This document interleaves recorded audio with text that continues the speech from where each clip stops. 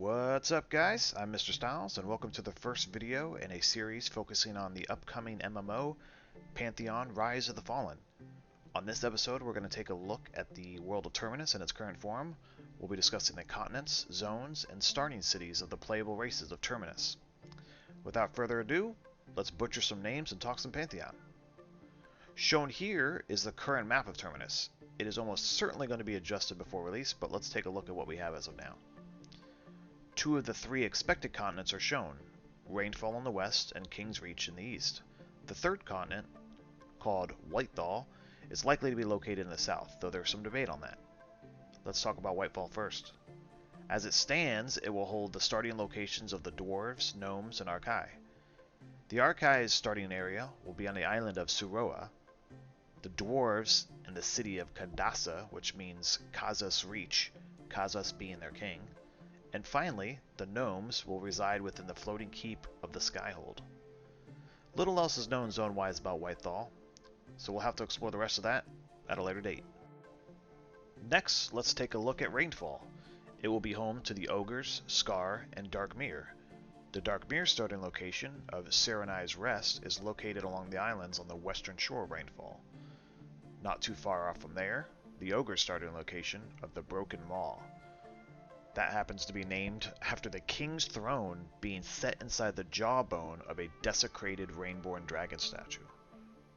The tribal race of the Scar are the final race that make their start on Rainfall. Their city of Scargol is located on the southeastern coast of the continent.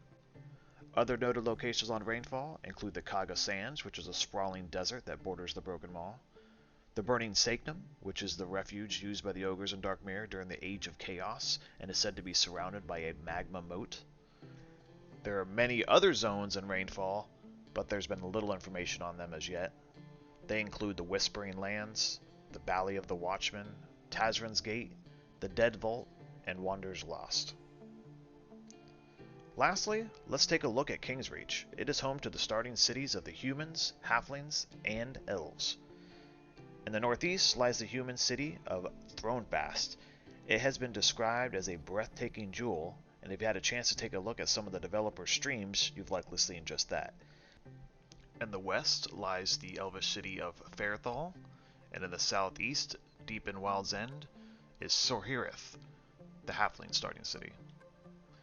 Near that is the newbie area of the Well Pond, the Grass Grove, which is described as a formidable labyrinth of pathways enclosed by dense bamboo-like foliage, the Mad Moor, home of the embattled Fairlings and reptilian Morvaki, and finally the Gate, an ancient area overrun by Race.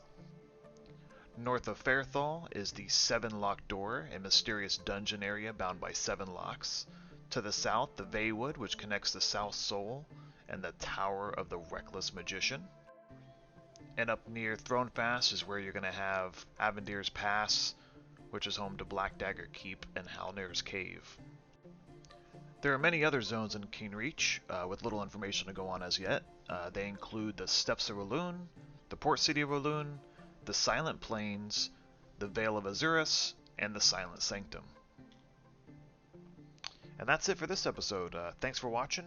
Please leave comments below with anything I might have missed or mistakes I might have made. And look for another video in the near future. Thanks a lot.